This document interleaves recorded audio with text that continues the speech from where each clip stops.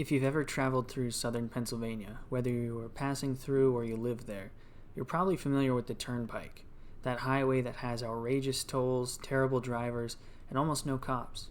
If you're not familiar, let me get you up to speed. The mainline Pennsylvania Turnpike is a controlled access highway that primarily follows Interstate 76 from the border of Ohio and Lawrence County to Valley Forge near Philadelphia, then continues as I-276 until that ends at I-95 and crosses into New Jersey. Its purpose is clear: to connect Pennsylvania's biggest cities and act as a throughway for truckers and travelers alike. There are 5 other spurs maintained by the Pennsylvania Turnpike Commission, or PTC. Toll prices, as of writing this video, start at $1.70 for passenger vehicles with a toll pass getting off at the nearest exit, and can be as high as $671.50 for 8-axle vehicles over 50 tons without a toll pass to cross the state.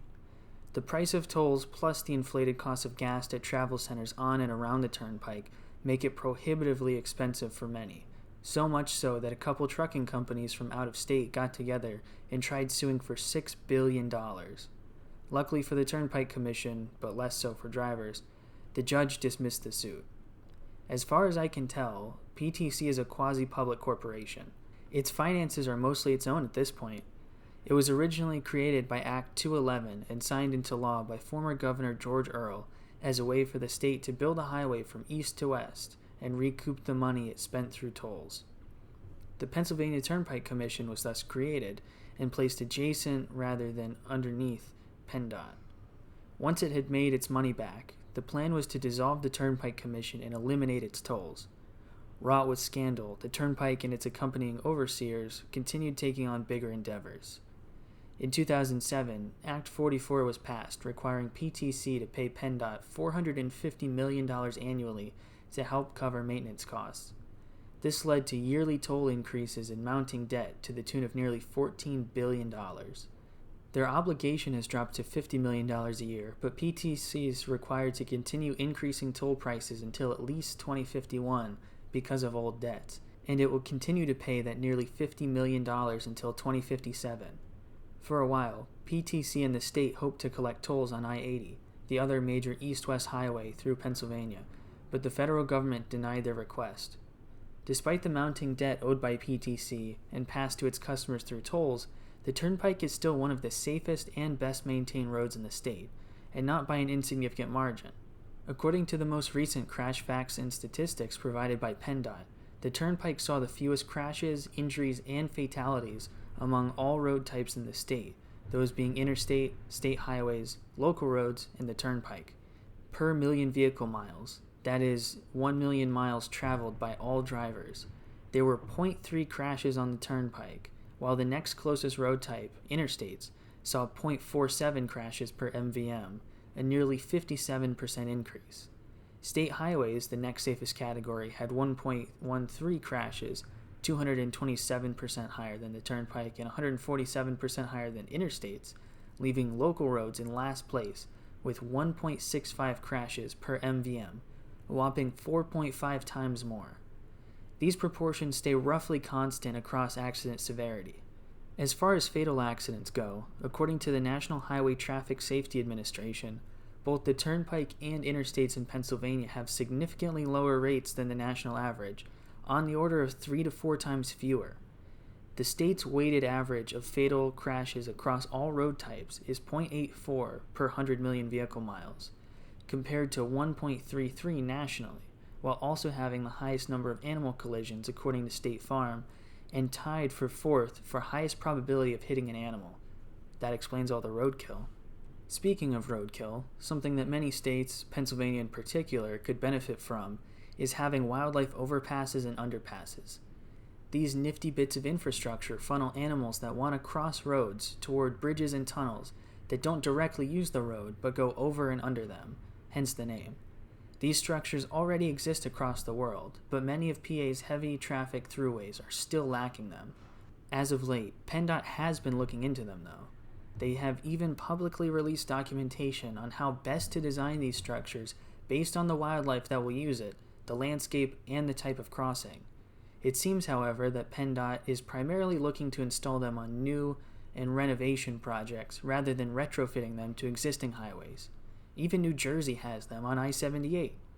Unfortunately, however, Pennsylvania has not found any successful strategies for mitigating collisions with animals, despite some of its tested strategies working elsewhere in the U.S. As far as maintenance goes, the Turnpike has roughly $75 million annual budget. Assuming this covers all roads maintained by PTC, that averages out to more than $135,000 per mile. Compare that to PennDOT's almost $175,000 per mile, and it seems like regular state roads should be in better shape.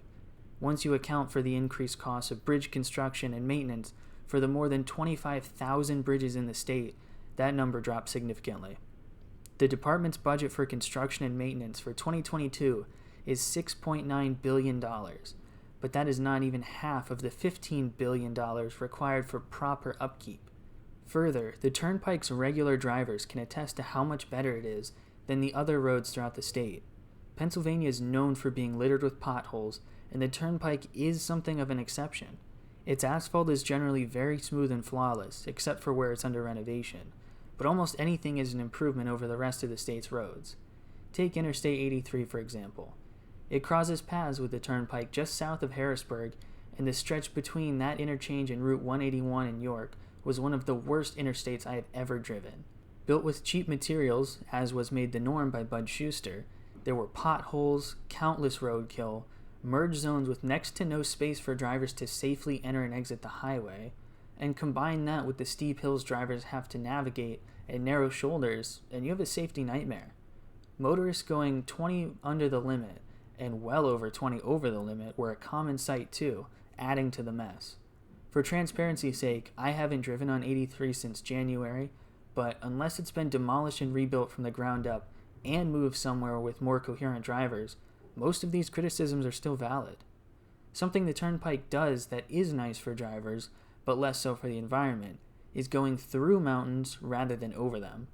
This is likely to help reduce travel time and create safer conditions for the many long-haul cargo trucks traversing the state.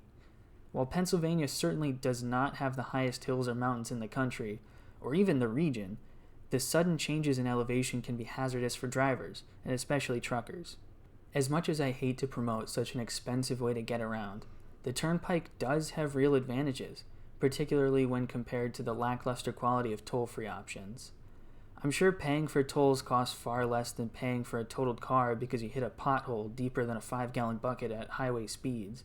It truly is a pleasure to coast over its smooth roads and look down upon the poor folk who can't afford luxury transportation. Really though, it's your choice whether or not you want to support the Turnpike Commission with your toll money when there are other options that don't charge money to take and are nearly as quick.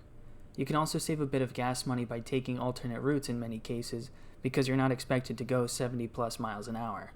And with that, thank you for watching, swerve around those Pennsylvania potholes, and I'll see you again soon.